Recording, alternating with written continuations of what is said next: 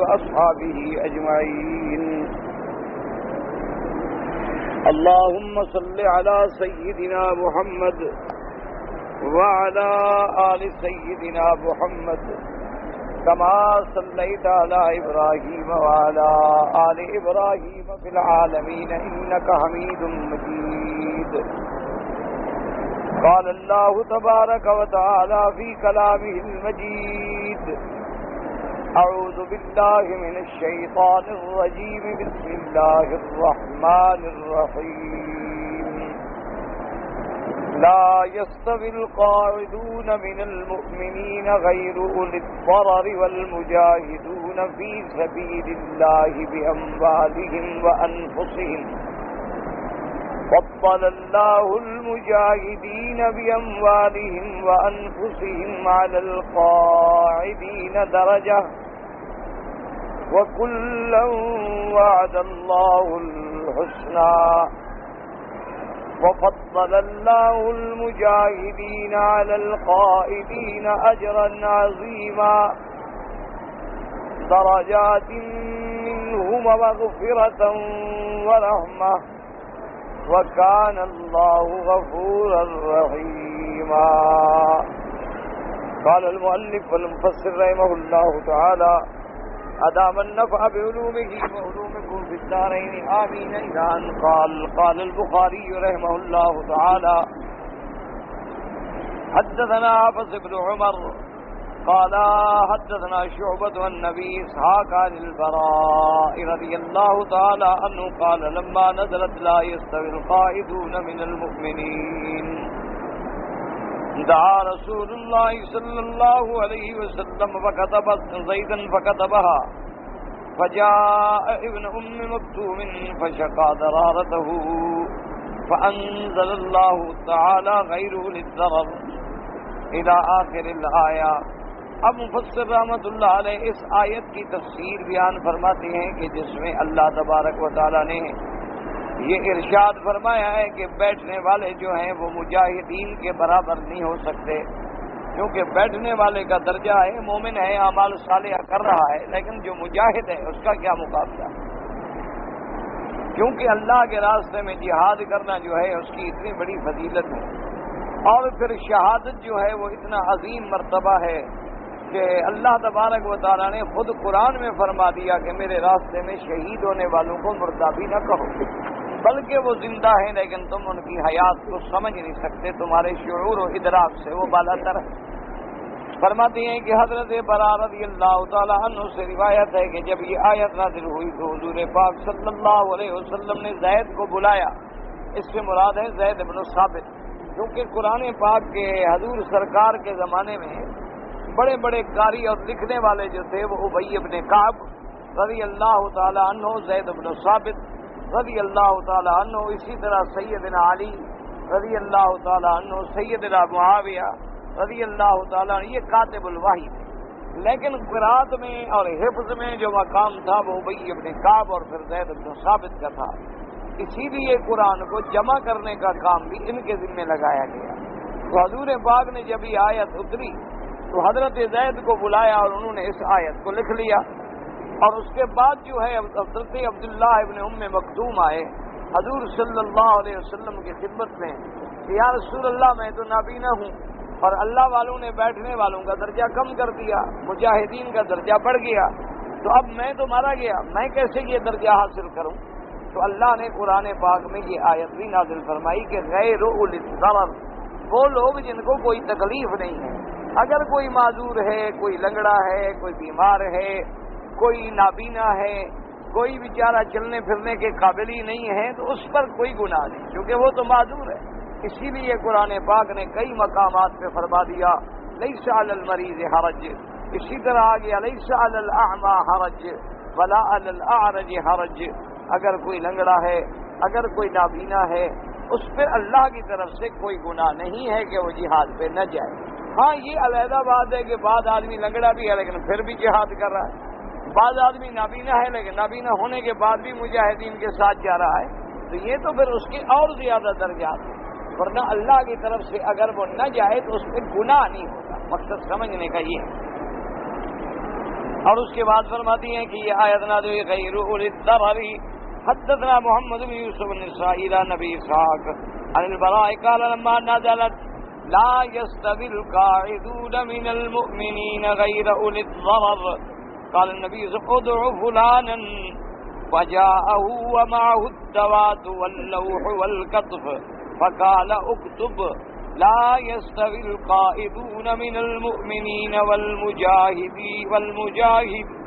والمجاهدون في سبيل الله وقلب النبي صلى الله عليه وسلم مكتوم وقال يا رسول الله أنا ضرير فنزلت مكانها لا يستوي القائدون من المؤمنين غير أولي الضرر والمجاهدون في سبيل الله.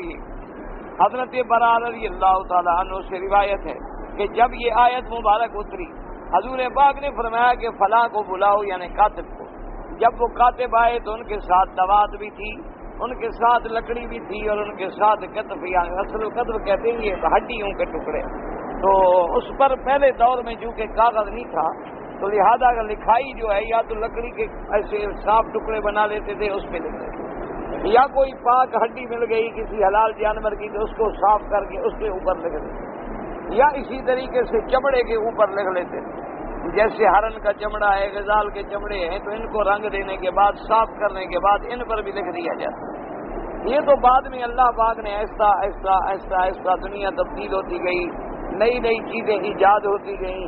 اللہ تبارک و تعالیٰ کے فضل سے اب تو پریس ہے, مشینیں ہیں, کمپیوٹر ہیں, یعنی ایک دن میں ہزاروں قرآن کے نسخے جو ہیں وہ چھپ سکتے ہیں, تقسیم ہو سکتے ہیں.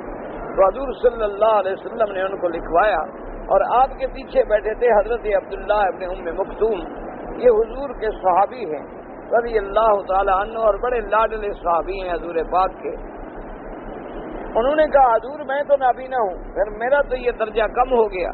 تو اللہ پاک نے فرمایا غیر اولی الضرر والمجاہدون فی سبیل اللہ, جو لوگ معذور ہیں ان کا کوئی گناہ نہیں, اللہ تبارک و تعالیٰ نے ان کو تو معذور رکھا ہے.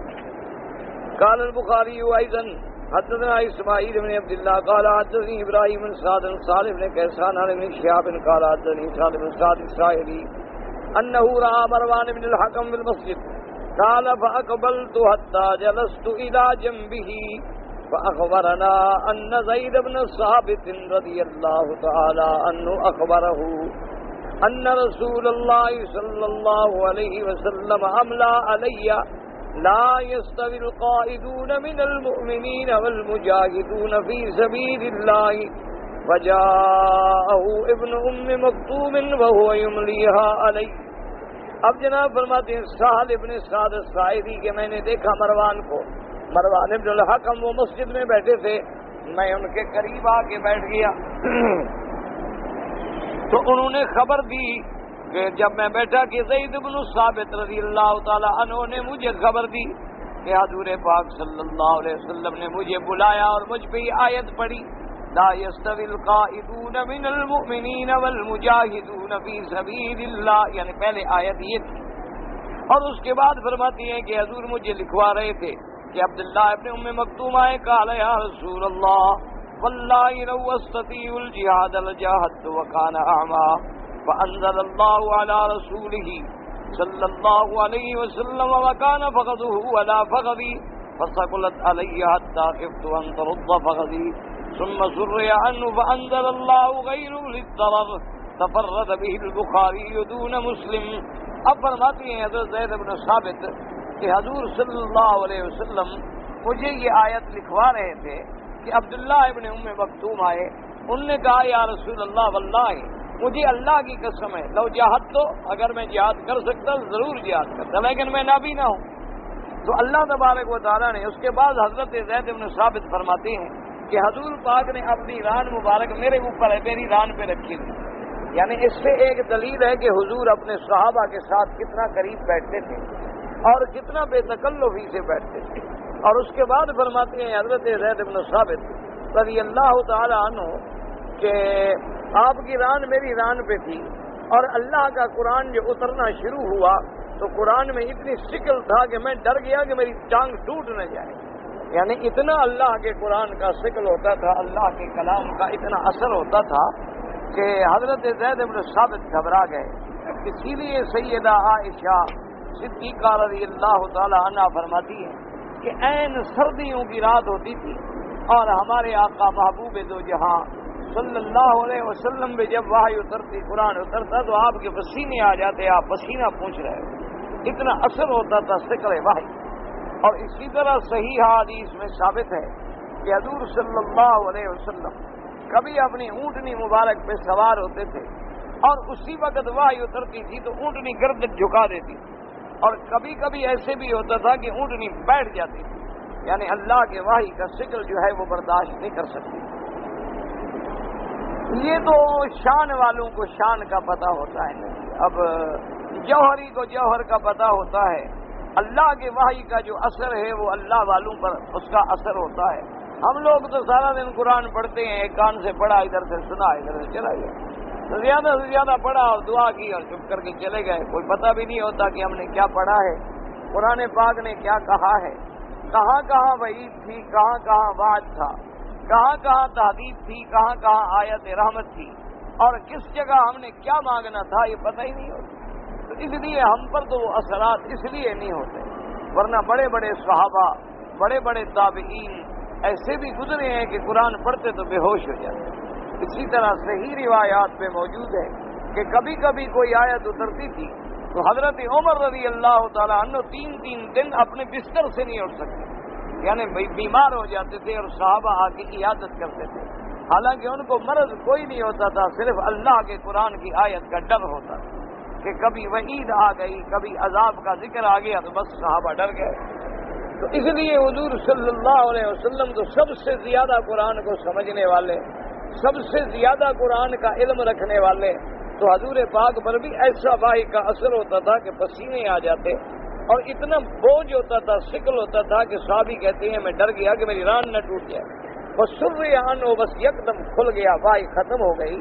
تو پھر حضور پاک نے فرمایا کہ یوں لکھو لا يستوي القاعدون من المؤمنین غیر اولی الضرر والمجاہدون فی سبیل اللہ۔ اللہ پاک نے جو لوگ معذور ہیں ان کو مہربانی کر کے مستثنیٰ کر دیا کہ بھی اگر کوئی آدمی معذور ہے وہ جہاد نہیں کر سکا تو اس پہ تو گناہ نہیں ہوگا، لیکن تندرست ہے اور جہاد ضروری ہے اور گھر میں بیٹھا ہے تو یہ آدمی گناہ گار ہے۔ ہاں اگر فرض کفایہ ہے پھر تو کچھ آدمی بھی چلے جائیں تو باقی پر گناہ ختم ہو جاتا ہے، لیکن جب جہاد فرض عین ہو جائے تو پھر ہر مسلمان کو جہاد کرنا ضروری ہوتا ہے، اور جو آدمی بھی کوتاہی کرے گا تو اس کے بعد اس کے لیے بہت بڑا گناہ ہے۔ اور حضور پاک صلی اللہ علیہ وسلم نے سرکار دو جہاں نے فرما دیا تھا کہ میری امت جب تک جہاد پہ قابو رکھے گی تو ساری دنیا میں عزت ہوگی، اور جس دن جہاد کو چھوڑ دیں گے تو ذلیل ہو جائے۔ حضور صلی اللہ علیہ وسلم نے فرمایا کہ جہاد کیوں چھوڑیں گے؟ فرمایا حب الدنیا و کراہیت الموت، کہ ان کے دلوں میں دولت کی محبت آ جائے گی اور موت کی کراہیت آ جائے گی، پر ہر وقت پیسہ پیسہ پیسہ، ہر آدمی کو ایک دھن لگی ہوئی ہے۔ آج دیکھ لیں امیر ہے غریب ہے، جو امیر ہے جس کے گھر میں کروڑوں ہیں وہ بھی مطمئن نہیں، وہ کہتا ہے اور آ جائے، جس کے گھر میں اربوں ہیں وہ بھی مطمئن نہیں، وہ کہتا ہے اور آ جائے۔ اس لیے میرے آقا نے سرکار دو جہاں صلی اللہ علیہ وسلم نے فرمایا لا یملأ فا ابن آدم الا التراب، حضور نے فرمایا ابن آدم کا منہ جو ہے نا یہ دولت سے کوئی نہیں بھر سکتا، قبر کی مٹی سے بھرے گا، جب قبر میں جائے گا تو بس پھر ٹھیک ہو جائے گا۔ کیوں؟ کون دولت ساتھ لے جائے گا، کون جائیدادیں ساتھ لے جائے گا، کون زمینیں ساتھ لے جائے گا؟ یہ تو محض دنیا کی ہوس ہے، اور اسی لیے آج کل پوری دنیا میں اقتصادی جنگ ہے، یعنی آج ہتھیاروں کی جنگ نہیں ہے، آج یہ تو ایسے تماشا ہے، ہتھیار ہیں فلان ہے ایٹم ہے، بات ہی ختم ہو گئی۔ اب دنیا نے رخ بدل لیا ہے، اب اقتصادی جنگ ہے، جن ملکوں کے پاس دولت ہوگی وہ بچ جائیں گے، جن کے پاس نہیں ہوگی وہ ختم ہو جائیں گے، ان کے پوچھنے والا بھی کوئی نہیں ہوگا، کیونکہ دشمن نے اب اس کو ایک اقتصاد میں بدل دیا ہے، کیونکہ ساری تخطیط تو یہودیوں کا دماغ کر رہا ہے، یہودیوں کا دماغ پیسے کے معاملے میں بڑا تیز ہے۔ آپ نے دیکھا نا ہندو ہے، ایک پیسہ سود لیتے تھے ساری دنیا کو کھا گئے، مسلمان لاکھوں سود لیتے ہیں لیکن پھر بھی بھوکے ہیں، پھر بھی اسی طرح بھوکے کے بھوکے، کیونکہ مسلمان کی تو عادت یہ ہے نا کہ 2000 تنخواہ ہو تو انشاءاللہ 3000 مہینے میں خرچ کرے گا، تاکہ 1000 کا قرضہ اس نے ضرور لینا ہے، اور گھر جانے کے وقت ماشاءاللہ 20 سال گزار کے ٹکٹ کے پیسے نہیں ہے، کئی لوگ ہمارے پاس آتے ہیں کہ جناب ہم جا رہے ہیں ٹکٹ کے پیسے کے، اور بھائی تم 10 سال سے ادھر ہو جی، بس کیا کریں، وہ کھا گیا، یہ کھا گیا، وہ کھا گیا۔ حالانکہ کوئی نہیں کھا جاتا، آدمی کا خود اپنا دماغ جو ہے وہ غلط ہو جاتا ہے۔ اگر آدمی صحیح ہو تو الحمدللہ اللہ تبارک و تعالیٰ کی مہربانی ہوتی ہے۔ یعنی آپ دیکھ لیں کہ آپ 4 آدمی جائیں کسی ملک میں سفر کریں، اور آپ کے مقابلے پر کبھی یہ جماعتیں جو دین کے لیے جاتی ہیں ان سے پوچھیں کہ وہ جناب ساری دنیا پھر کے آ جاتی ہیں، پھر بھی خرچ ان کا 2000 4000 5000 10,000 سے زیادہ ہی بڑھتا ہے۔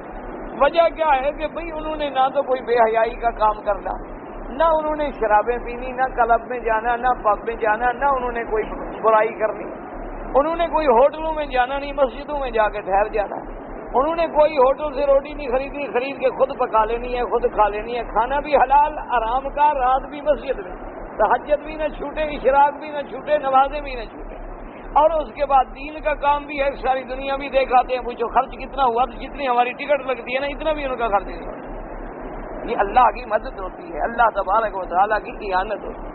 اللہ تبارک و تعالیٰ کے دین کے لیے جب آدمی نکلتا ہے نا پھر اللہ مدد کرتا ہے۔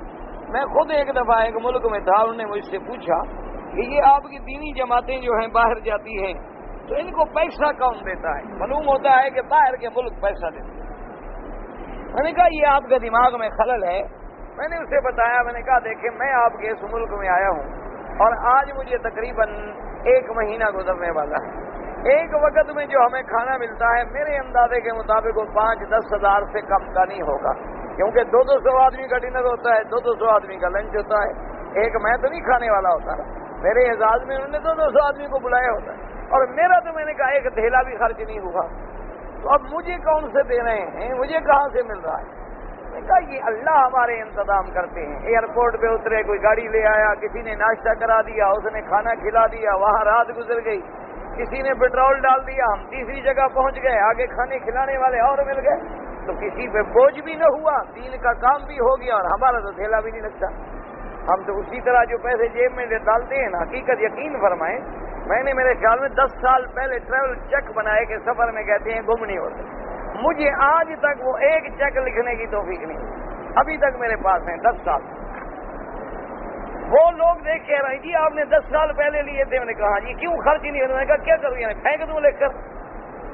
بھائی جب ضرورت ہی نہیں پڑی تو میں کیوں خرچ کروں؟ وہ پاگل تو نہیں ہو گیا میں، دماغ خراب ہو گیا ہے؟ بھائی روٹی مل رہی ہے، گاڑی مل رہی ہے، تقریر کی، آگے لینے والے آ گئے، راستے میں کسی نے چائے پلا دی، کسی نے ناشتہ کرا دیا، کسی نے روٹی کھلا دی، کسی کے بعد رات گزار لی، کسی کے بعد دوپہر گزار لی، ان پر بھی کوئی بوجھ نہیں۔ یہ 2 آدمیوں کو اگر ایک وقت میں چائے پلا دیں گے تو کیا ہو جائے گا؟ اور ہمارا کچھ لگتا نہیں۔ اچھا خریداری ہم نے نہیں کرنی اور بازاروں میں ہم نے نہیں پھرنا، تو پیسے کہاں خرچ کریں؟ اٹھا کے پھینک دیں ان کو؟ تو انہوں نے کہا پچھلی دفعہ اس سے میرے خیال میں آج سے 2 سال قبل ہم ایک سفر میں، حضرت امام صاحب بھی تھے، تو انہوں نے محبت میں مجھے کچھ پیسے دیے، اللہ ان کو جزائے خیر دے، پتہ نہیں $200 تھے یا کیا تھے۔ انہوں نے کہا یہ تم بچوں کے لیے کوئی چیز خرید۔ مجھے ابھی 8-10 دن پہلے ملے تو میں نے ان کو کھول کے دکھایا، میں نے کہا جی آپ نے مجھے یہ پیسے دیے تھے؟ تو انہوں نے کہا ہاں۔ میں نے کہا دیکھیں ابھی تک میرے پاس، میں نے کہا میں نے برکت کے لیے رکھ لیے کہ چلو ایک اللہ والے نے دیے ہیں پڑے رہے ہیں بس، خدا کے بندے تم نے خرچ نہیں کیا۔ میں نے کہا کیا خرچ کروں گا بھائی؟ کپڑے تو ہمیں کوئی اور سی دیتا ہے، گھڑی یہ دے دیتا ہے، قلم کوئی اور خرید کر کے دے جاتا ہے، تو ہم کہاں خرچ کریں؟ ہم تو ویسے بڑے آدمی بنے ہوئے ہیں نا، اپنا ہمارا کچھ نہیں ہوتا، اس لیے گھر ڈھونڈنے کی کوشش نہ کرنا، ہمارے اپنے پلے میں کچھ نہیں ہوتا۔ الحمدللہ کتابیں ہیں اللہ کی رحمت سے، وہ لینی ہے تو دن میں لے جاؤ، چوری کرنے کی کیا ضرورت؟ تو اصل وجہ کیا ہوتی ہے کہ کوئی اینک لے آیا، کسی بیچارے نے رومال لے دیا، کسی محبت سے ہم نے الحمدللہ اللہ قیامت تک مانگنے والا نہ بنائے۔ دعا کریں اللہ قیامت تک سائل نہ بنائے، اللہ تبارک و تعالیٰ اپنے دروازے کا موتا۔ تو جب تم دین کے لیے نکلتے ہو نا، اللہ خود مدد کرتے ہیں، اللہ تبارک و تعالیٰ خود راستے کھول دیتے ہیں اور ایسی جگہ سے رزق دیتے ہیں کہ بندہ خدا جانے سوچ بھی نہیں سکتا۔ یعنی میں حرم میں بیٹھا ہوں نیروبی ایئرپورٹ پہ، دوستوں نے کہا جی کھانا کھا لیں، میں نے کہا میں نہیں کھاتا۔ انہوں نے کہا جی چائے پی لیں، بسکٹ کھا لیں، میں نے کہا دفع کرو یار، یہاں ساری شراب کی دکانیں ہیں، پتہ نہیں خنزیر پہ کرائے آگ لگاؤ، ان دکانوں سے تو بسکٹ بھی نہیں دیتے۔ تو انہوں نے کہا جی آپ بھوکے رہیں گے، ساری رات بھوکا گزاریں گے۔ میں نے کہا کوئی مر جائے گا آدمی؟ بھوکے آدمی مر تو نہیں جاتا۔ بھائی دن میں بھی تو روزہ رکھتے ہیں، ہم یہ سمجھ لیں گے آج رات کا روزہ رکھا تھا، کوئی فرق نہیں پڑتا. بڑی بہرحال اللہ انہیں خوش رکھے، ان میں ایک دوست میرے فوت بھی ہو گئے، بڑی محنت کی.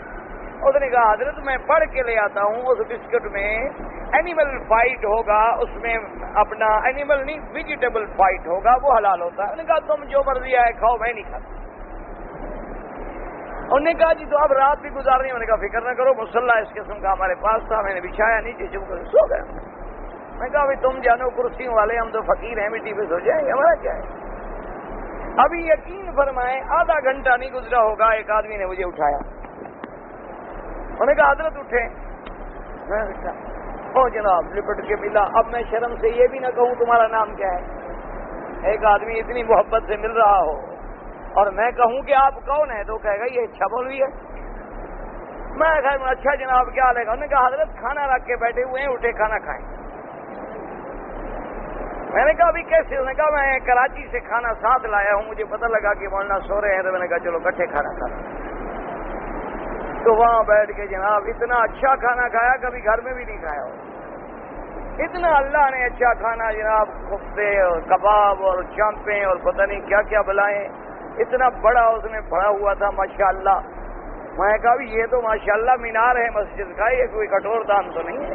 یہ اتنا. اس نے کہا جی 10 ساتھی ہیں جماعت کے، اکیلا تھوڑا ہوں، جماعت کے لیے کھانا لایا. انہوں نے کہا چلو ٹھیک. 10 آدمی نے بیٹھ کے کھایا. اللہ والوں کے ساتھ بیٹھنا بھی نصیب ہو گیا، صحبت بھی مل گئی.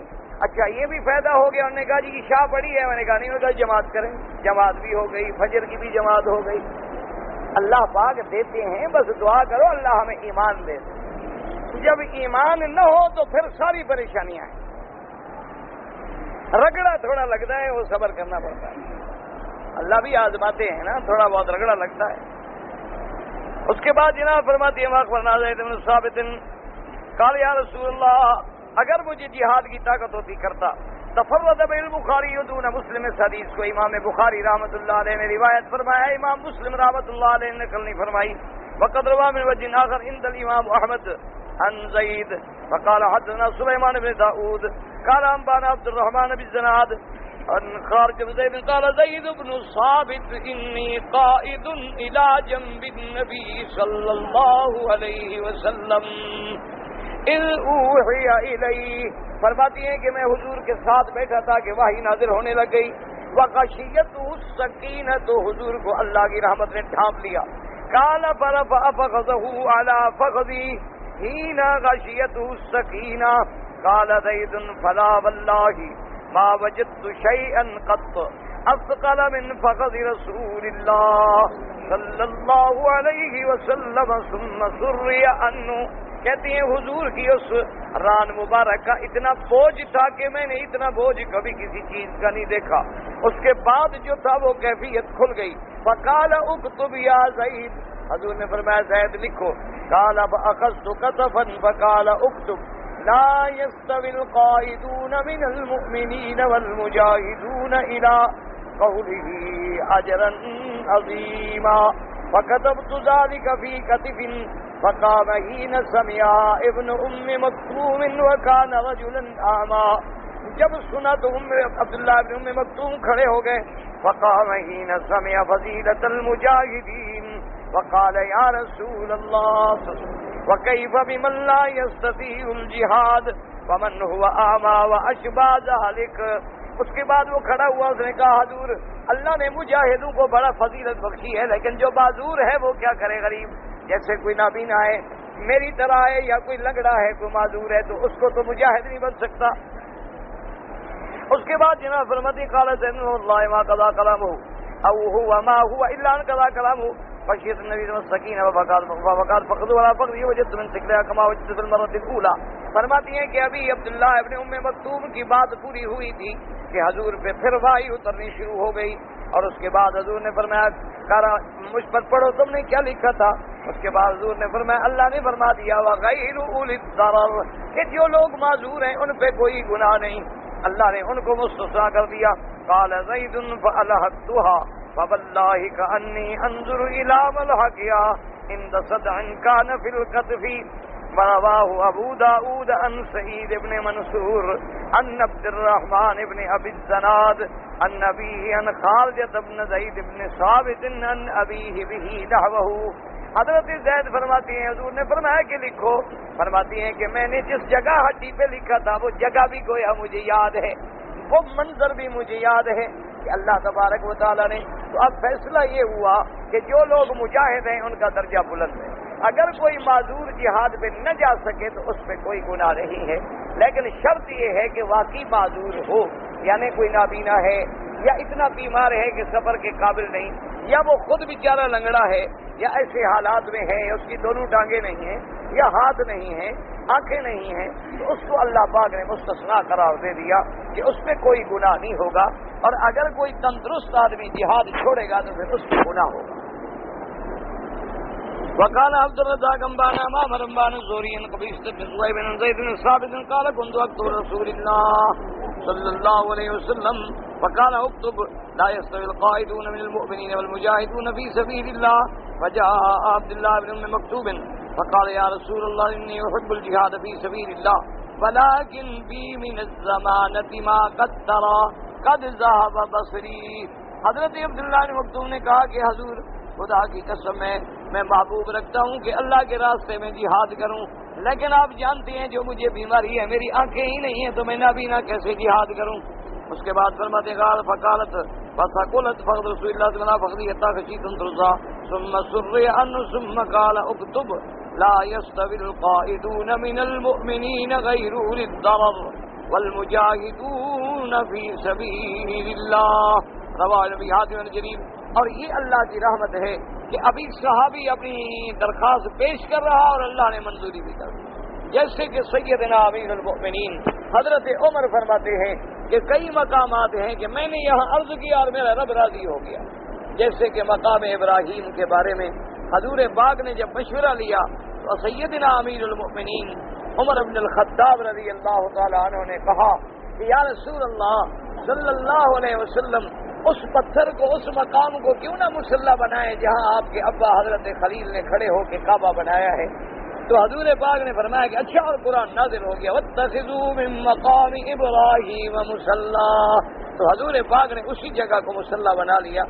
اور یہ بھی یاد رکھو قیامت تک جتنے لوگ مقام ابراہیم کے پیچھے 2 رکعتیں پڑھیں گے حضرت عمر کو بھی ثواب ملے گا, کیونکہ یہ تجویز دینے والے کون ہیں؟ حضرت عمر ہیں. من سن سنتن حسنتن, حضور نے فرمایا جو کوئی اچھا راستہ بنائے اور اس پہ عمل ہو, قیامت تک جو عمل کریں گے اس کا اجر اس کو ملے گا. تو یہ راستے بنانے والا حضرت عمر تھا رضی اللہ تعالی عنہ. مقام ابراہیم کا مسئلہ جو ہے یہ قرآن پاک میں ہے اور یہ ان موافقات میں ہے جو اللہ نے عرش سے حضرت عمر کی تائید میں اتاری ہیں. اب اسی سے اندازہ لگا لو کہ ایک دن میں کتنے لوگ ہیں جو نماز پڑھتے ہوں, تو صحابہ کے درجوں کو کون پہنچے گا؟ حضرت عمر کا کون مقابلہ کرے گا جو قیامت تک مخلوق پڑھ رہی ہے اور حضرت عمر کو ثواب ملتا ہے. اور بلکہ علماء نے یہ لکھا ہے کہ صرف مقام ابراہیم نہیں, بلکہ انہوں نے یہ لکھا ہے کہ حرم میں یعنی مسجد الحرام میں جہاں بھی نماز پڑھو حضرت عمر کو ثواب ملے گا. انہوں نے کہا وجہ کیا ہے؟ انہوں نے کہا وجہ یہ ہے کہ حضور کے زمانے میں صحابہ کھل کے اللہ کے مسجد میں نماز نہیں پڑھ سکتے تھے, ہر آدمی گھروں میں نماز پڑھتا تھا. حضور پاک بھی کبھی جماعت فرماتے تو گھروں میں کر لیتے, بی بی ام ہانی کے گھر میں. حضرت عمر جب اسلام لائے تو اسلام لانے کے فوراً بعد کھڑے ہو گئے. انہوں نے کہا یا رسول اللہ آپ یہ بتلائیں ہم حق پہ ہیں کہ نہیں؟ انہوں نے کہا, حضور نے فرمایا بالکل حق پہ. انہوں نے کہا ہمارا رب سچا ہے کہ نہیں؟ انہوں نے کہا سچا ہے. انہوں نے کہا کافر جھوٹے ہیں کہ نہیں؟ انہوں نے کہا جھوٹے کعبے میں نماز پڑھیں, ہم سچے چھپ کے بیٹھ چلو باہر. انہوں نے کہا حضور آپ چلیں میں آگے جاتا ہوں, دیکھوں کون قریش کا بچہ آج مقابلے پہ آتا ہے. تو حضرت عمر نے فرمایا حمزہ ایک طرف کو تم سنبھالو اور ایک طرف کو میں سنبھالتا ہوں. اور باہر نکلے اور کھڑے ہو کے اعلان کیا کہ قریشیوں جس کو بیوی بیوہ کرنی ہو اور اولاد کو یتیم کرنا ہو آج عمر کی تلوار کا مقابلہ کریں. اور سب سے پہلے انہوں نے آگے کعبے کا در کھولا. تو لہذا رضی اللہ تعالی عنہ کہ اللہ کا حرم کھولنے والا، اللہ کے کعبے کو کھلوانے والا، مقام ابراہیم پر مصلی بنوانے والا اور محمد مدنی کی بیویوں کو پردہ کرانے والا، قیامت تک جتنی لوگوں کی عزت بچے گی وہ بھی عمر کو ثواب ملے گا۔ اللہ تبارک و تعالی ان کی شان کو اور بلند فرمائے، اور اللہ آپ کو بھی اور ہمیں بھی صحابہ اور اہل بیت کی محبت نصیب فرمائے، اور اللہ ہمیں ادب نصیب فرمائے۔ دعا کیا کرو اللہ بے ادب نہ بنائے، بس دل سے دعا کیا کرو کہ اللہ ہمیں حضور کا، صحابہ کا، اہل بیت کا، اولیاء اللہ کا، ائمہ فقہاء، محدثین، علماء، والدین، اساتذہ سب کا ادب نصیب کرے، کیونکہ میرے مدنی نے فرما دیا من لم یرحم صغیرنا ولم یوقر کبیرنا فلیس منا، جن کے دل میں بڑے کا ادب نہیں، چھوٹے پہ رحم نہیں، محمد مدنی کی جماعت سے تعلق ہے۔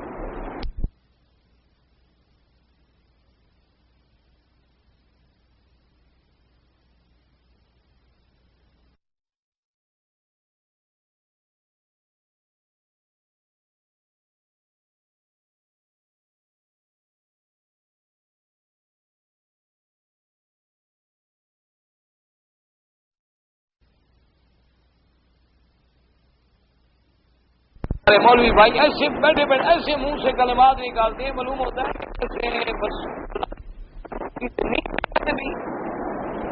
ایسے بات کر رہے ہیں۔ چھوڑو جی صحابی کا قول کیا ہے، یعنی معلوم لگتا ہوں تم صحابی کو کوئی ایسی چیز سمجھتے ہو کہ جو صحابی کی بات کو پھینک دے، اور صحابہ نہ ہوتے تو یہ دین کہاں تھا؟ یہ ساری حدیثیں تو اگر صحابہ کی بات کا وزن ہی کوئی نہیں تو پھر ان کی روایت کا کیا ہے تمہارے؟ یہ بے ادبی اور ایسے بڑے بڑے کوئی کہے گا جی امام ابو حنیفہ، اور چھوڑو یار کیا امام ابو حنیفہ،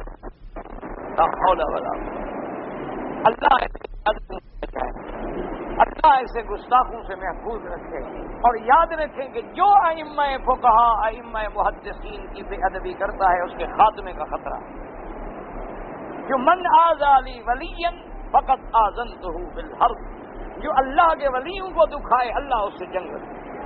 ان الذين يؤذون الله ورسوله لعنهم الله في الدنيا اور اسی طرح والذين يؤذون المؤمنين والمؤمنات بغیر ما اکتسبوا فقد احتملوا بہتانا واثما مبینا۔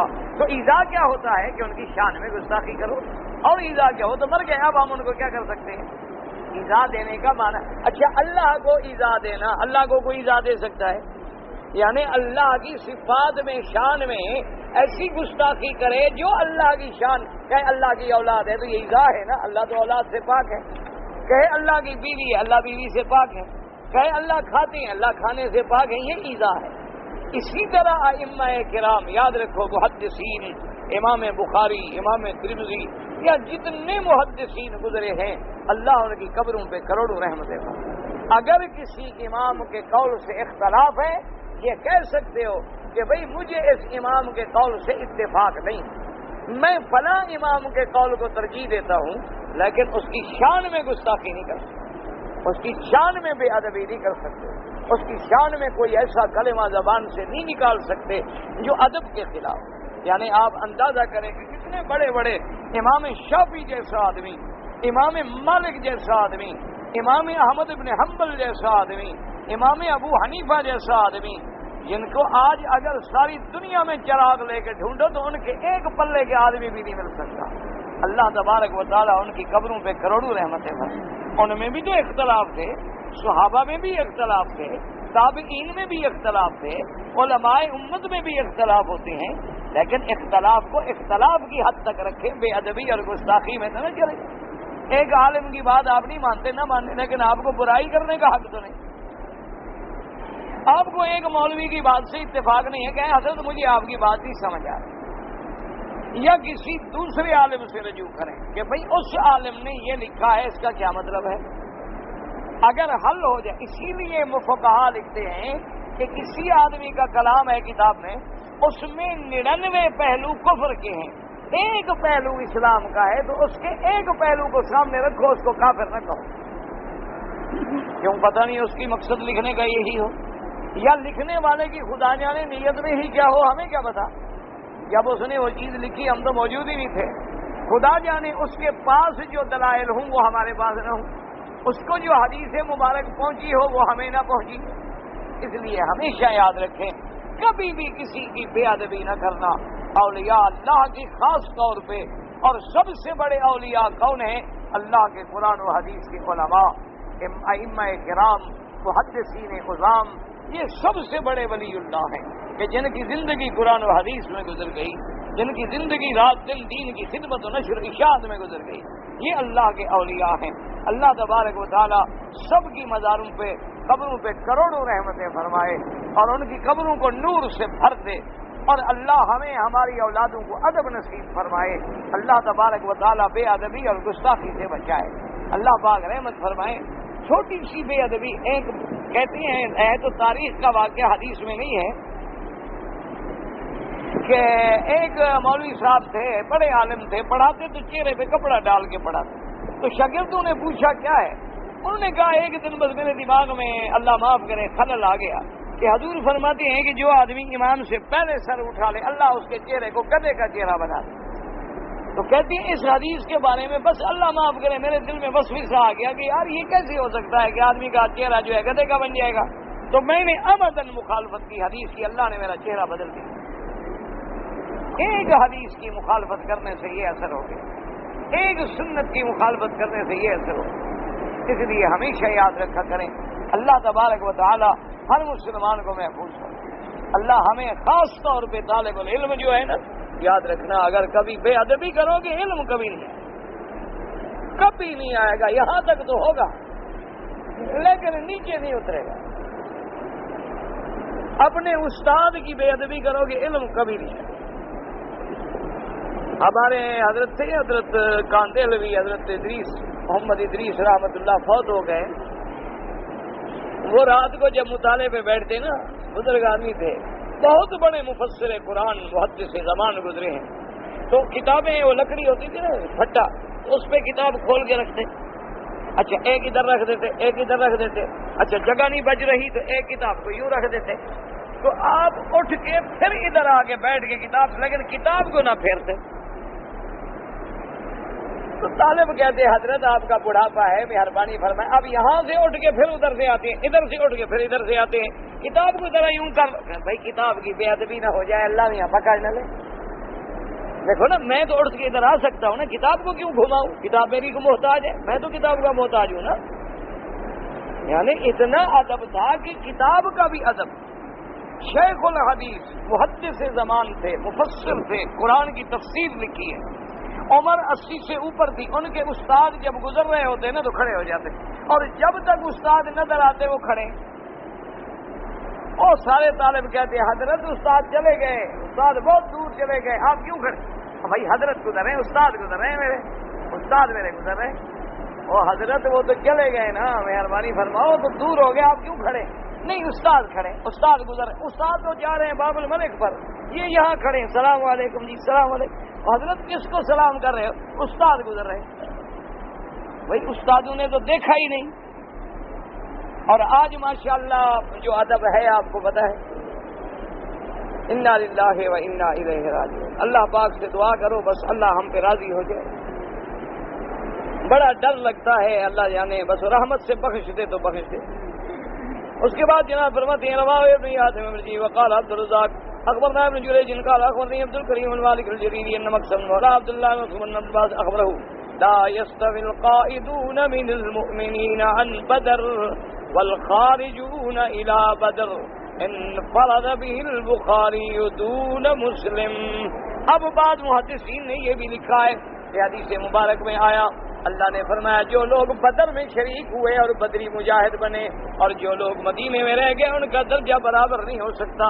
اللہ نے بدر والوں کو اتنا اونچا کر دیا، اتنی شان عطا فرما دی کہ ایک حدیث میں ہے کہ اللہ نے فرمایا میرا مدنی اپنے بدر کے ساتھیوں کو مبارک دے دو کہ اعملوا ما شئتم فإنی قد غفرت لکم، جاؤ جو مرضی آئے کرو، میں نے تمہارے گناہ معاف کر دیے۔ یعنی اللہ پاک نے اتنا بڑا اعزاز بخش دیا، تو اللہ پاک سے دعا کریں اللہ ہمیں بھی اپنی رحمت سے بخش، اللہ ہمارے گناہ معاف فرما دیں، اللہ ہماری پریشانیاں دور فرمائیں، اور دعا کریں اللہ بیماریاں دور فرمائیں۔ کہتے جی کہ خرگوش جو ہے اس کا گوشت حلال ہے یا حرام ہے؟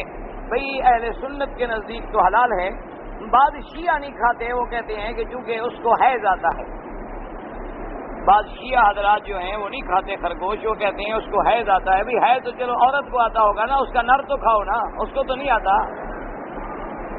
اور اگر حیض آنے سے ہر چیز پلید ہو جاتی ہے تو حیض تو عورت کو بھی آتا ہے گھر میں، اس کا کیا کریں گے؟ اس کو بھی گھر سے نکال دیں گے۔ تو بہرحال حلال ہے۔ کبوتر کھانا جائز ہے، بالکل جائز، لیکن حرم کے پکڑ کے نہیں کھانے۔ نہیں، کبوتر کھانا تو جائز ہے، یہاں نکلو حرم کے پکڑ لو، یہ تو کھانا حرام ہے۔ مرد جو ہے مہندی لگا سکتا ہے بیماری کے لیے، اگر کوئی چھالے پڑ گئے، پاؤں پک گئے، کوئی بیماری ہو گئی، زینت کے لیے نہیں لگا سکتا۔ عورت کو ہر وقت مہندی لگانی چاہیے، اس کے لیے سنت ہے کہ وہ ہاتھوں پاؤں پہ مہندی رکھے، لیکن وہ مہندی لگائے، یہ جو پھول بناتی ہیں نا، یہ فیشن بناتی ہیں، یہ تو اور اللہ کی لعنت ہے۔ یعنی اللہ کی خلق کو اچھا نہیں سمجھا نا، تغیر خلق اللہ ہے نا، کہ جو اللہ نے بنایا وہ اچھا نہیں، اس کو مزید بنانا چاہتی ہے نا۔ اس کا مطلب ہے کہ اللہ کے اس نعمت پہ اعتراض ہے۔ اور یہ کس کی نقل ہے پھول بنانا؟ مہندی لگاؤ ٹھیک طریقے سے سنت ہے، عورت ہر وقت مہندی لگائے، ہاتھوں پہ، پاؤں پہ اور بالوں پہ مہندی لگائے۔ مرد بالوں پہ مہندی لگا سکتے ہیں، داڑھی میں، سر میں، کوئی بات نہیں۔ عمرہ کسی کا بھی کر سکتے ہیں۔ طواف اگر آپ حتیم میں پڑھیں وہ بھی جائز، نفل حتیم میں پڑھیں وہ جائز ہے۔ اللہ ہر بچوں کو جو بھی بیمار ہیں، ہمارے آپ کے ہر مسلمان کے شفا عطا فرمائے۔ اگر چپل الٹی ہو جائے تو سیدھا کریں، پہننا ہو تو کریں، ورنہ مسئلہ کوئی نہیں۔ یہ بات لوگوں نے جو بنایا نا چپل الٹی ہوگی تو قسمت الٹی ہو جائے گی، یہ کچھ نہیں ہوتا۔ ویسے کوئی ایسی بات نہیں، الٹی پڑی ہو، بری لگتی ہے، سیدھا کر کے رکھو، ورنہ مسئلے میں کوئی ضروری نہیں۔ کسی بھی جگہ پر شکار کرنا جو ہے وہ جائز ہے، ہاں حد حرم میں شکار جائز نہیں، حد حرم کے باہر جہاں مرضی آئے شکار کریں۔ بھائی یہ جو ہے نا پتہ نہیں نقش عمل جو ہے، یہ کوئی قرآن حدیث میں تو ہے نہیں، میں کیا بتاؤں، ایسے لوگوں نے کو بنایا ہوا ہے، اللہ اعلم۔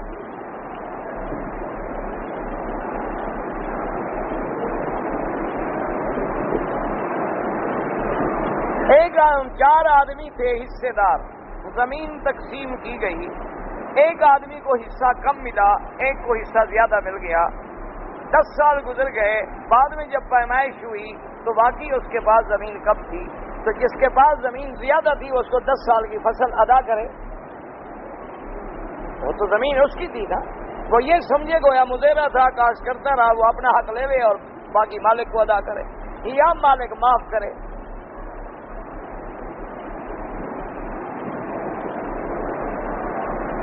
میں چھٹی گزار کے آیا، رات کو گھر پہنچا، تھکا ہوا تھا، میں سو گیا گھر میں، عمرہ میں نے صبح کو کیا، کوئی حرج نہیں۔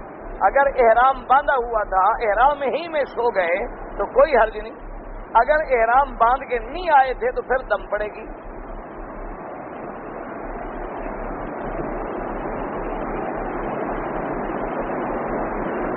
کئی انشورنس کا کاروبار جو ہے، اسی طرح تو بہت سارے لوگ جو ہیں وہ بینک کے کاروبار کو بھی سود نہیں کہتے، وہ کہتے ہیں کہ یہ سروس چارجز ہوتے ہیں، یہ انٹرسٹ نہیں ہے۔ لیکن یاد رکھیں کہ علماء محققین جو ہیں ان کا فتویٰ یہی ہے کہ بینک کا سود بھی سود ہے، اور انشورنس جو ہے وہ سود بھی ہے اور قمار بھی ہے، سود بھی ہے اور جوا بھی ہے۔ جوا کیا ہوتا ہے دیکھیں نا، اتنا تو آپ بھی سمجھتے ہیں نا کہ ہم نے 100 روپیہ لگایا اور مل 1000 گئے، یہی جوا ہوتا ہے نا۔ تو ہم نے پالیسی لی 10 لاکھ کی، داخل کیے 10,000 اور میں مر گیا تو 10 لاکھ مل گیا، تو جوا لگ گیا نہیں لگ گیا؟ اچھا اگر میں نہیں مرا، مدت پوری ہو گئی تو ان پیسوں کو بمائے سود مجھے واپس کریں گے تو سود ہو گیا. تو دونوں طریقوں سے حرام ہے، حلال کیسے ہو سکتا ہے؟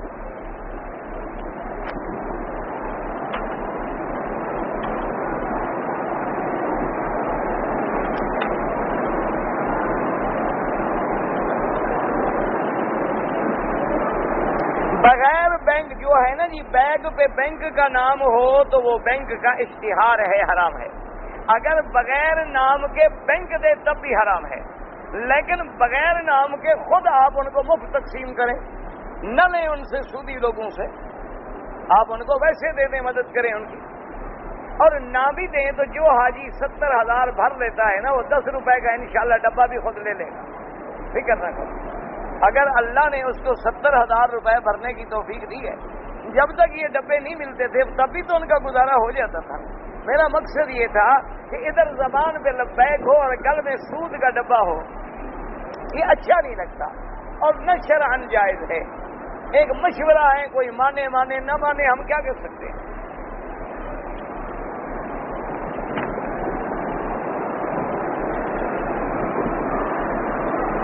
جو لوگ نماز میں رفع یدین نہیں کرتے ان کی نماز بھی ہوتی ہے، جو کرتے ہیں ان کی بھی ہوتی ہے. ترمذی شریف کھول لیں، حدیثیں بھری ہوئی ہیں. الحمدللہ، کسی پہ اعتراض نہ کریں.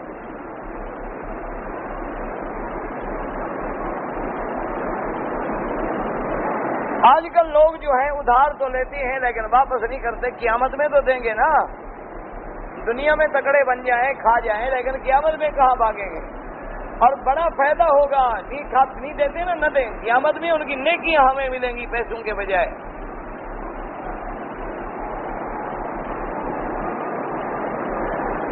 دروازوں پہ پردے لگانا حضور کو پسند نہیں ہے. یہ بھی نمود و نمائش میں شامل ہے. بالکل لوگوں کے لیے اچھا کپڑا پہننا بالکل ٹھیک ہے. ریشم نہ ہو، اچھے سے اچھا کپڑا پہنو، اچھا لباس پہنو، اچھی ٹوپی پہنو، اچھا جوتا پہنو. اما بنے وہ رب کا بات، اچھا گھر بناؤ، اچھا کھانا کھاؤ. یہ تو اسلام منع نہیں کرتا. اگر ایک سفر میں ایک سے زیادہ عمرے کریں، کوئی مرضی ہے آپ کی، 10 کریں، 100 کریں، نفلی عبادت ہے. وہی ایک کریں، آپ کی مرضی. مسجد عائشہ سے نامی بی بی عائشہ، تو بی بی عائشہ نے احرام باندھا تھا اور بی بی عائشہ نے حضور کے حکم سے باندھا تھا، تو اس لیے بہرحال وہاں سے احرام باندھنے میں تو کوئی اشکال نہیں. اگر ہمارے عزیز فوت ہو گئے، ان کا عمرہ بھی ہو سکتا ہے. اگر عمرہ بھی کروں اور تجارت بھی کروں، بالکل کوئی حرج نہیں، وہ بھی جائز ہے. حضور کے روضہ مبارک پہ جا کے صلاۃ و سلام پڑھنا بالکل پڑھیں. صحابہ پڑھتے تھے، تابعین پڑھتے تھے. اللہ سب کو نصیب فرمائے.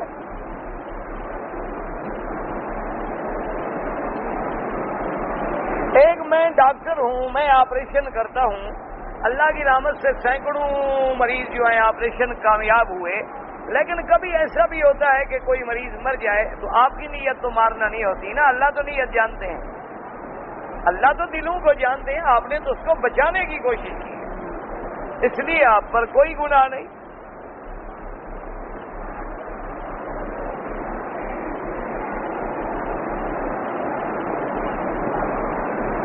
ہماری ایک بیوہ بہن ہے، اس کے پیسے ہم نے اپنے کاروبار میں ڈال دیے ہیں اور ہم ہر مہینے اس کو ایک مقرر رقم دے دیتے ہیں جو ہمارے منافع کے برابر میں ہوتی ہے. ہمارے کاروبار میں منافع ہوتا ہے، گھاٹا نہیں ہوتا. اچھی بات ہے، یہ تو اسلام نہیں کہتا کہ گھاٹا ہو، لیکن منافع یہ نہیں ہو سکتا کہ ہر سال فکس ہو کہ 1 لاکھ ہی ہوتا ہے، وہ نہ 99,000 ہوتا ہے، نہ 1,01,000 ہوتا ہے. یہ تو ہو نہیں سکتا. کبھی بڑھے گا، کبھی کم ہوگا، کبھی زیادہ ہوگا، کبھی گھاٹا ہوگا. یعنی گھاٹا نہ ہو لیکن نفع تو کم ہو جائے گا نا. کیوں؟ کبھی بیمار زیادہ ہوئے، دوا تمہاری زیادہ بکی. کبھی بیماریاں نہ آئیں تو دوا تمہاری کم بک گئی. تو اس لیے اس کو بھی جو دیتے ہو تو مقرر نہ کرو. ہاں یہ سمجھ لو کہ بھئی پیسے بھی ہم نے ڈالے ہیں، بس اتنی ہم اس کو اللہ کے لیے دے رہے ہیں، اس کا اور کیا ہے. تو اس لیے فکس نہ کریں کہ بھئی اتنا پیسہ ڈالا تھا، اس پہ اتنا نفع فکس، تو پھر حرام کر کے دے رہے ہیں آپ. کوئی اچھی بات نہیں. خانہ کعبہ کے اوپر جو پرندے اڑ رہے ہیں یہ ابابیل ہیں، بالکل نہیں. یہ تو ابابیل نہیں ہے، تو لوگوں نے ایسے بنا رکھا ہے، وہ تو اسی وقت ابابیل آئے، ہاتھیوں کو مارا اور چلے گئے، وہ تھوڑے ہیں یہ۔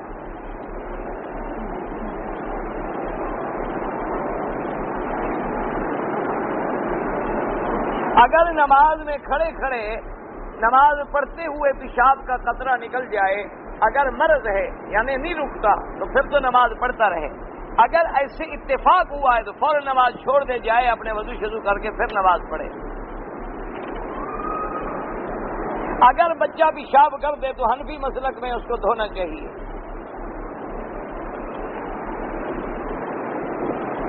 کالا خطاب لگانا منع ہے، لیکن کالے میں اگر کوئی اور رنگ ملا دیں، یعنی مہندی ملا دیں، کوئی سرخ رنگ ملا دیں، کوئی وسمہ ملا دیں، کوئی نیلا رنگ ملا دیں، پھر ٹھیک ہے۔ شرعاً جو داڑھی ہے وہ ایک مشت کے برابر، اس سے زیادہ نہیں۔ داڑھی یہاں نہیں ہوتی، داڑھی یہاں ہوتی ہے، اس لیے خط بنوانے کو علماء نے جائز رکھا ہے۔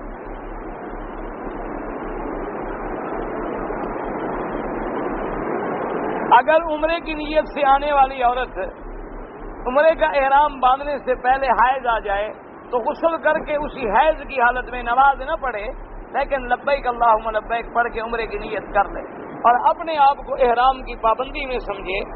جب مکے میں آ جائے تو اپنے گھر میں، ہوٹل میں، جہاں ہے رہے، جب پاک ہو جائے غسل کرے بغیر خوشبو والے صابن کے، کیونکہ وہ احرام میں ہے، تو پاک ہونے کے بعد غسل کر کے کپڑے پہن کے عمرہ کرے، طواف کرے، صفا مروہ دوڑے، اس کا عمرہ ہو گیا۔ حیض کی حالت میں احرام باندھنا جائز ہے، حیض کی حالت میں لبیک پڑھنا جائز ہے، نیت کرنا جائز ہے۔ غسل کرنا جو ہے صفائی کے لیے ہے، پاکی کے لیے نہیں، لیکن 2 رکعت سنت نہیں پڑے گی کیونکہ حیض کی حالت میں ہے۔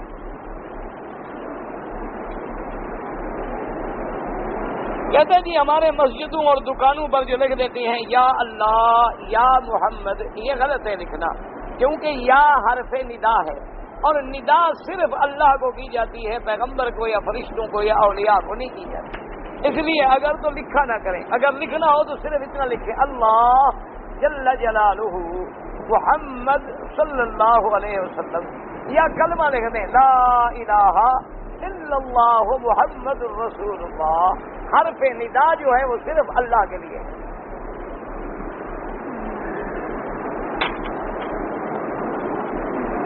ہر اذان سے پہلے جو صلاۃ و سلام ہمارے ملک میں پڑھتے ہیں وہ بدعت ہے، نماز کے بعد جو صلاۃ و سلام کھڑے ہو کے پڑھتے ہیں وہ بھی بدعت ہے۔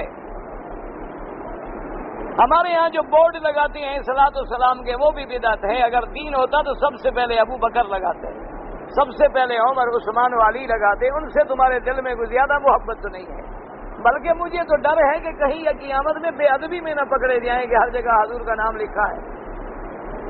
اللہ تبارک و تعالیٰ سے اللہ کے بندے، اگر یہ علامت محبت ہے تو صحابہ کو سمجھ نہیں آئی، تابعین کو سمجھ نہیں آئی، محدثین، یہ کاروبار ہے ایک دوسرے کو چڑھانے کے لیے کہ ہم یہ لکھیں گے، کوئی ہٹائے گا، کوئی روکے گا، کوئی منع کرے گا، ہم کہیں گے وہاں بھی کافر مزدور، نبی نہیں مانتا، نبی کو نہیں مانتا، بورڈ کو نہیں مانتا کہ نبی کو نہیں مانتا، بات کریں گے نبی کو نہیں مانتا۔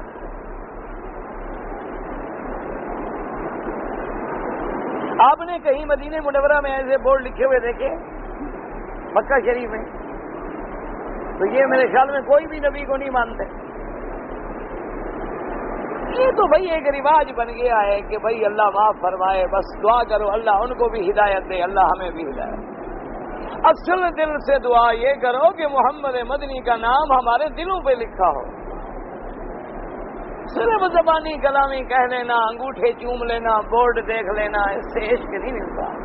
عشق ملتا ہے کہ بلال کی طرح مار کھاؤ، عشق ملتا ہے کہ صحابہ کی طرح انگاروں پہ لوٹائے جاؤ اور پھر محمد کا دین نہ چھوڑو۔ یہ حلوے چوری کھانے سے عشق نہیں ملتے کہ کبھی 11ویں کے دودھ پہ گزارا ہے، کبھی عرس شریف پہ، کبھی جمعراتوں پہ، کبھی بورڈ لکھنے پہ، یہ تو کاروبار ہے۔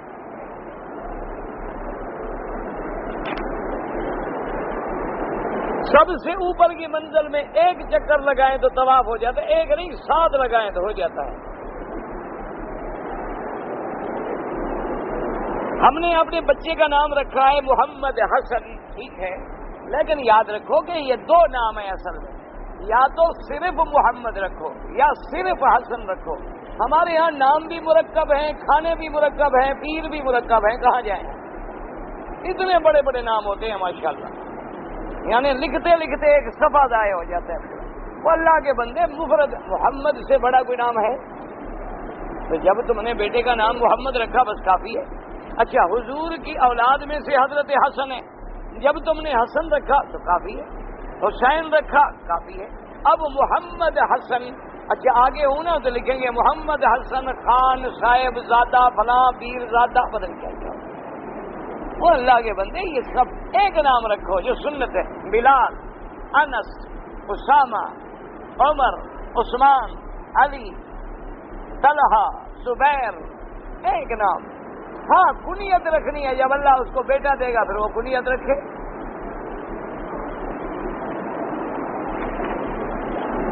شمائلہ بچوں کا نام رکھا ہے ٹھیک ہے، فرح نام رکھا ہے ٹھیک ہے، کرن رکھا ہے کوئی حرج نہیں، لیکن یہ اسلامی نام نہیں کرن۔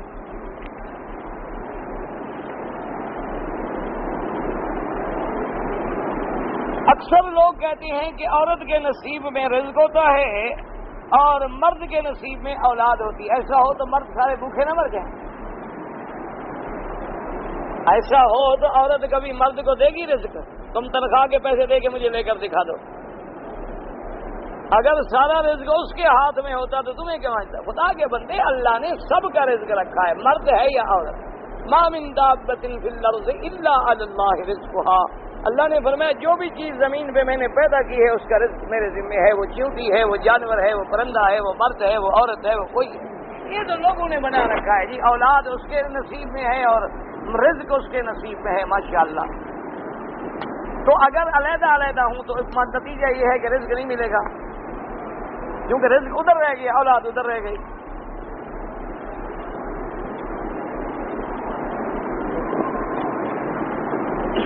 اکثر لوگ آتے ہیں اور اپنے کفن جو ہے زمزم سے دھوتے ہیں، بدعت ہے، کوئی ثابت نہیں۔ عمرے میں آئے، طواف الوداع ضروری ہے۔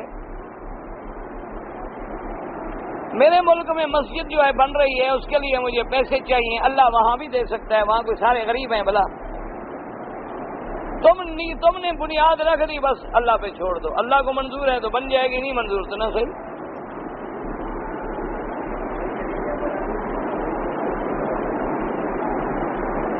اگر حجر اسود کا بوسہ دیا اور اس پہ خوشبو لگی تھی اور لگ گئی تمہیں، دھو ڈالو، کچھ نہیں ہوگا۔ اگر نہیں دھو گے تو پھر صدقہ و خیرات کرنا ہوگا۔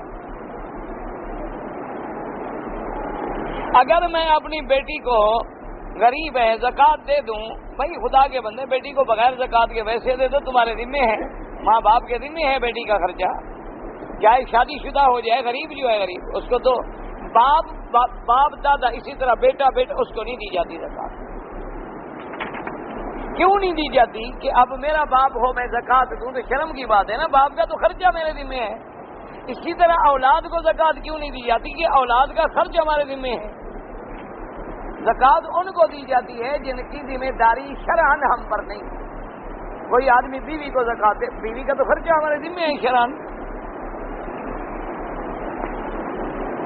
اچھا، بعض علماء کہتے ہیں کہ بیوی خاوند کو زکوٰۃ دے سکتی ہے، کیونکہ بیوی کے ذمے تو خاوند کا خرچہ نہیں ہے نا، اور خاوند غریب ہے تو بیوی امیر ہے، تو بیوی زکوٰۃ، لیکن لینا نہیں، کیونکہ جب بیوی سے زکوٰۃ لوگے تو پہلے ہی تو چپل اٹھا رہے ہو، پھر باقی کیا رہے گا؟ لینا نہیں۔ میرا مشورہ یہ ہے کہ منہ ذرا اونچی رہنے دو، بالکل ہی نیچے لگ گئے نا تو بس پھر انا للہ و انا الیہ راجعون۔ اچھا جی، ناخن جو ہے ٹوٹ جائے کوئی حرج نہیں۔ عمرے کے احرام میں کوئی ناخن ٹوٹ گیا، ناخن کاٹنا منع ہے، ٹوٹنے کے تو ہم ذمہ دار نہیں ہیں نا، آدمی گر گیا ٹوٹ گیا تو ہم کیا کریں؟ اگر بھول کے ناخن خود توڑ بیٹھا پھر بھی کچھ نہیں، 1-2 ریال خیرات کر دے۔ اگر سارے ہاتھوں کے ناخن خود کاٹے پھر دم دینی پڑے گی، پھر بکری دینی پڑے گی۔ اگر ٹوٹ گیا غلطی سے کچھ بھی نہیں، ایک آدھا یوں کرنے لگا توڑ دیا، اس میں کچھ نہیں ہوتا۔ اگر جان کے خون ناخن کاٹے ہیں پھر ایک بکری بطور دم ادا کرنی ہوگی. واللہ تعالی عالم وعلمہ اتم. اللهم صل على سيدنا محمد وعلى ال سيدنا محمد كما صليت على ابراهيم وعلى ال ابراهيم في العالمين انك حميد مجيد.